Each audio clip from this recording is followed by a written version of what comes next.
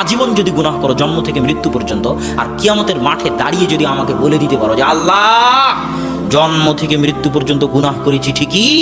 কিন্তু বিপদে পড়লে কোনোদিন তাবিজের আশ্রয় গ্রহণ করিনি, বিপদে পড়লে কোনোদিন জিন পীরের আশ্রয় গ্রহণ করিনি, বিপদে পড়লে কোনোদিন মাজার দরগায় যায়নি, কোনো দিবস, কোনো স্থান, কোনো কাল, কোনো পাত্রকে আলাদাভাবে সম্মান করিনি, সেটা শহীদ মিনার হোক আর যে দিবসই হোক, সেটাকে আলাদাভাবে সম্মান করিনি। যেমন হিন্দুরা করে শিবলিঙ্গের সম্মান, যেমন হিন্দুরা করে বটগাছের সম্মান, যেমন হিন্দুরা করে গঙ্গা নদীর সম্মান, এরকম আলাদা কোনো দিন, জন্ম দিবস হোক, মৃত্যু দিবস হোক, আলাদা কোনো দিনকে, আলাদা কোনো স্থানকে, আলাদা কোনো কালকে আল্লাহ সম্মান করিনি। এইভাবে যদি আপনি বলতে থাকতে পারেন আল্লাহর সামনে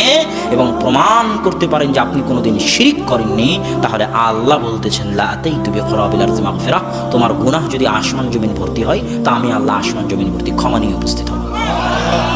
এটাই হলো তাওহীদ, এটাই তাওহীদ।